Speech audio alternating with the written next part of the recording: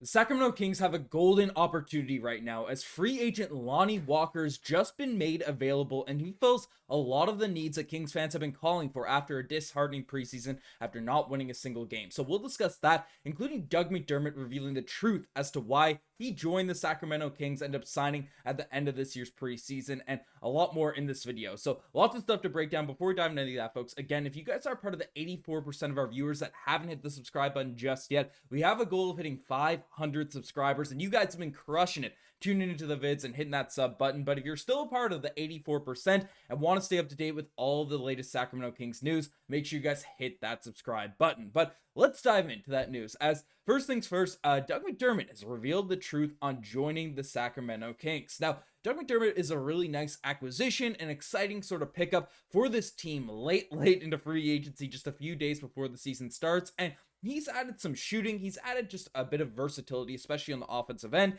The Kings lost in Sasha Vezenkov and, different moves over the course of the offseason. So Doug McDermott was a nice piece, and he is very excited about joining Sacramento. So essentially, he came out and said that I was just here for 3 or 4 days ago, and it worked out with these guys, and it went well. And then I signed 2 days later. I really like the energy and the vibes around this organization. So for me, it was kind of a no-brainer. So nice to see Dougie McBuckets coming in and just feeling good about this Kings team, feeling good even with the losses that have been going on during preseason, that the vibes are high, the inside the locker room, things are positive, because again, Doug McDermott is a guy that would have found his way onto a team. He wasn't desperate to sort of find onto a roster, so he could kind of pick and choose where he'd want to go, especially at the price the Sacramento Kings got him at. So, he was feeling good about this team, and he also discussed some previous relationships that he had with guys on Sacramento, essentially saying it helps a lot, obviously, in regards to his relationship with Domantas Sabonis, obviously just playing with him already, kind of knowing the way he likes to play, but also Alex Len, guys like that, guys who can really pass the ball, just being here, anything that they need just to impact winning, whether that's not playing or getting thrown out there and having to shoot a bunch of threes. Whenever my number is called, I'll be ready. So Doug McDermott, again, another positive is he's just going to come out and do his role. He's not stressed about trying to prove everyone wrong, do all this. He is a veteran out here in the NBA, and he wants to come out and just, hey, earn his contract, be a veteran in this locker room, and, if Lonnie Walker gets signed, and then we'll talk about that later in the video, or, Kevin Huerter comes back, Malik Monk comes back, and there's a ton of shooting on this team, there needs to be more defense, then Doug McDermott understands that he might not get a ton of minutes, and he won't sit there and pout and complain like a guy that hasn't already had a bunch of big contracts out there in the NBA. Doug McDermott is coming in and wants to win. He wants to take this Kings team to the next level, and you love that attitude. You love the relationships he's had with different guys in the Kings roster, and just coming in and feeling good and keeping the vibes high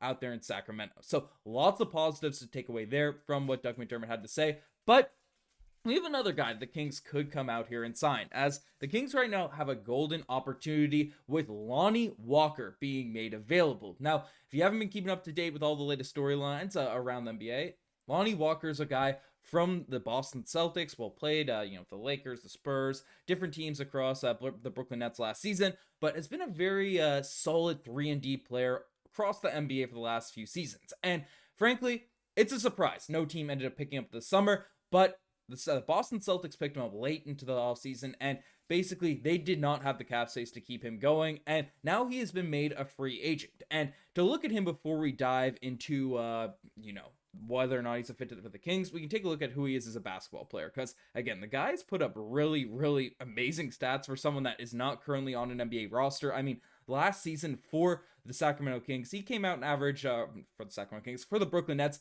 averaged 10 points per game, 2 rebounds, and 1.3 assists, and shot 38% from behind the three-point line, which is, on 5 attempts per night, is very, very effective. And this isn't just a flash in the pan on a bad Brooklyn Nets team. He averaged for the LA Lakers the season prior 12 points per game, for the Spurs the season prior 12. Like, he has been a legitimate scorer out there in the NBA level, for years now at this point. And the fact that he hasn't found his footing, yes, there are some complaints about his game, but he hasn't found his footing on an NBA team, is honestly baffling to me. And honestly, as the shooter that he is, because we can take a look at it again for the Brooklyn Nets, right?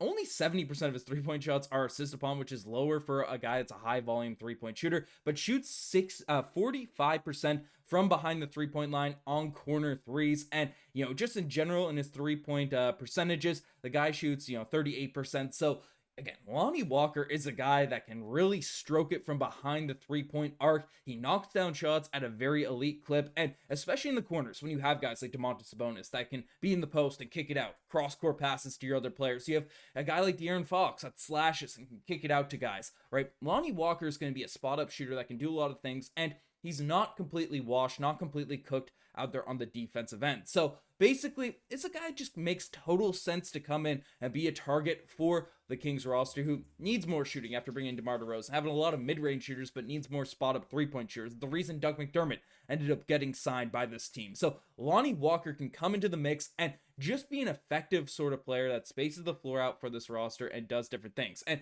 he's already kind of rumored. There's already some Kings reporters and Kings articles talking about, hey, before it was even like more desperate to bring in more guys, they want Lonnie Walker out there in the mix, for this Kings roster earlier on in the summer. And he's just a guy that really can have an impact on this team on both ends of the floor. But there are kind of other teams interested. The New York Knicks have expressed an interest in him as a player, and Real Madrid has also been interested in Lonnie Walker. And obviously for guys like this, they've been able to throw out the bag for different teams, for different players out there that, kind of getting shunned in the NBA for whatever reason. So Lonnie Walker, there will be competitors for him, but it just makes a ton of sense for the Sacramento Kings and kind of filling out their roster, especially with what we've seen from guys like McLaughlin and stuff.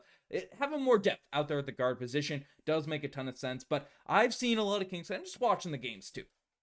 Three-point shooting is one big factor, and Lonnie Walker definitely provides on that end of the floor. But defense, especially at that forward position, is something a lot of Kings fans have also been calling for in terms of needing more depth. And yes, Lonnie Walker's a solid defender. No one's going to accuse him of being the best defender in the NBA. Nothing like that, but can definitely guard at least a solid amount on that end of the floor. He brought a lot of hustle to that Boston Celtics team. But there is one guy I also want to throw on the radar. Sacramento Kings fans were looking to round out that roster, and that is O'Shea Brissett, who was on the Boston Celtics as well last season, still looking for a home right now, but averaged 6.5 points per game, 4 rebounds, but is a 6'7", very sturdy 6'7", and 26 years old, has proven to be a pretty solid defender out there at the NBA level, and can still kind of shoot the three ball, right? 34%, not as good as Lonnie Walker, but definitely a guy that has had some moments over the course of his NBA career where people thought he'd kind of break out and be an effective guy out there in the NBA, find his footing on a roster, especially with the Indiana Pacers teams.